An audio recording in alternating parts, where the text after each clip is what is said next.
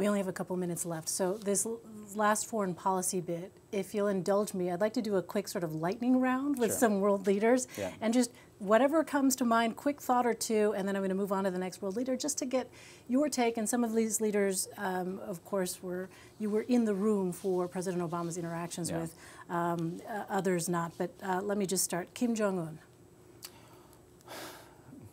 Well, we never got to deal with him, but what I would say is more rational than he can appear on the surface.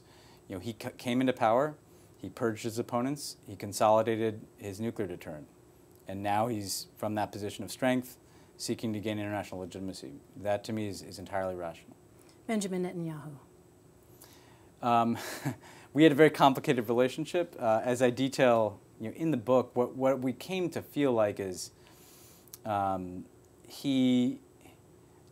my belief is that he was not really interested in a two-state solution with the Palestinians, and he was interested in confrontation with Iran, and he diverged with us on those issues, and it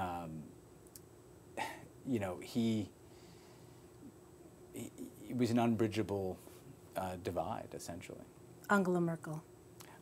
There's tenacious, pragmatic. There's nobody that President Obama came to respect more on the world stage. She could bear down and solve a problem. I mean, she deserves more credit than she's gotten for pulling Europe from financial crisis, but also making wrenching decisions to take in 1 million Syrian refugees. I mean, Obama kept telling us in the last year in office, part of the reason why he wanted to bring in more refugees here is he's like, I can't leave Angela hanging.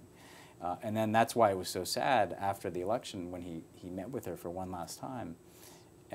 For 3 hours they had dinner, and then as he's pulling away, we actually saw she had a tear in her eye, which is not something you'd ever expect from Angela Merkel. And there was that sense, as he said to us on Air Force One, she's all alone now, and that was one of the tougher moments after the election. Xi Jinping.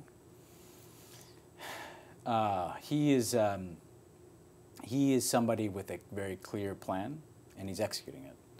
His plan is to consolidate authority in China and to extend China's influence in Asia and around the world. And we appealed to that mission for good on the Paris Climate Agreement. Obama had to get in the room and essentially say, let's you and me do this together. Let's show that the U.S. and China can get this done. And that worked for good. In other areas, he would challenge us. My fear is that the biggest legacy of the Trump years is going to be the acceleration of China's growing influence in the world. I think when people look back on what happened with Trump turning his back on kind of the architecture of the international system the U.S. built, China is going to fill that void, and that's, to me, the biggest story that's taking place in the world today. Vladimir Putin. Just revanchist, incorrigible, and completely self-interested. And by self-interested, I mean not in Russia, in Putin, in his own interest. Obama, to me, what explains what happened in our election is after the Ukraine protests toppled the president of Ukraine in 2014, something just switched in Putin. I think he saw the Ukraine as us going into Russia. To him, Ukraine is part of Russia, and whatever it says on a map, and he thought we were behind that overthrow of the Ukrainian government. And he and Obama would have these conversations. I'd sit in the Oval Office, they'd go 90 minutes, and all he would talk about is, you did this, you overthrew this government. And frankly, I think what he did in our election in 2016 is say, well, you came into Russia, I'm going to come to the United States. And he did everything that he had been doing for the last 2 years in Ukraine. Fake news, information war, he brought that here. Mohammed bin Salman. TBD.